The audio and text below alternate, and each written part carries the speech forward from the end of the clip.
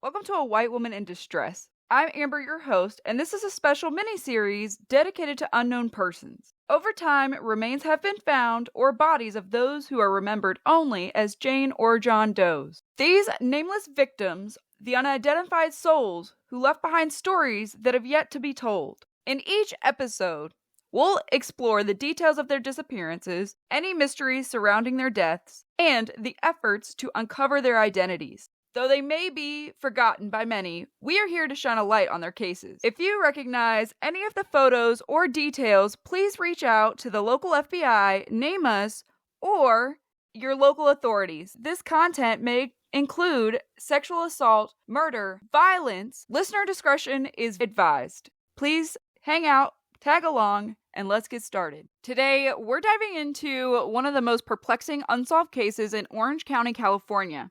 The discovery of an unidentified man known as 2405 UMCA, whose body was found near railroad tracks in March of 1953. Despite many of the items found with him, his identity remains unknown, leaving investigators with more questions than answers. On March 19, 1953, the decomposing body of a man was discovered near railroad tracks about 1,000 feet south of the San Juan Creek Bridge in Orange County, California. He was laying among the brush, concealed in plain sight. Investigators estimated that the man had died approximately 2 months prior to being found, making it difficult to determine how the man had died. It was also very difficult to determine his physical details, including his height, his weight, his hair color, and even his race.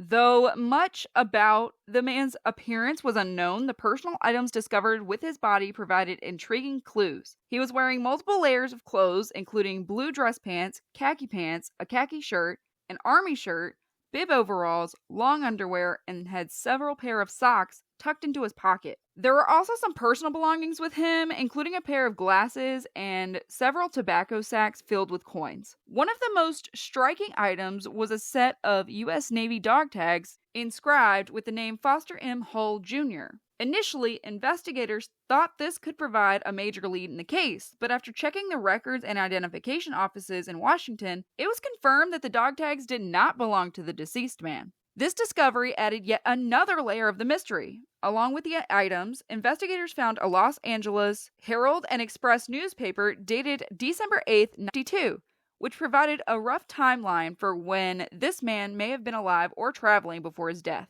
The case of 2405 UMCA leaves us with several perplexing questions, like who was this man? Why was he carrying another person's Navy dog tags?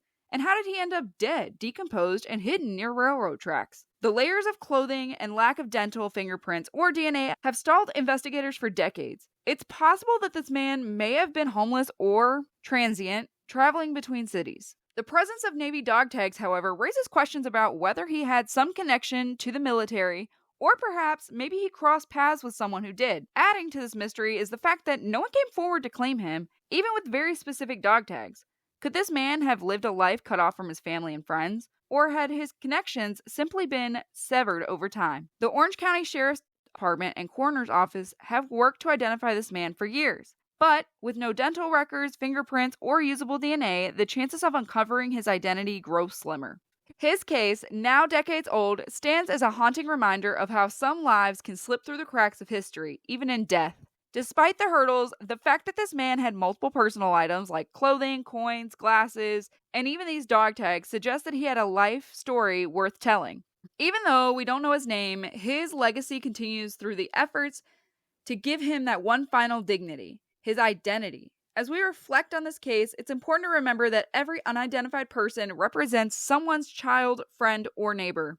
The man found in Orange County in 1953 may have lived a quiet or very active life, but he deserves recognition, and the hope remains that someone someday with either new technology or a forgotten memory will reveal his name.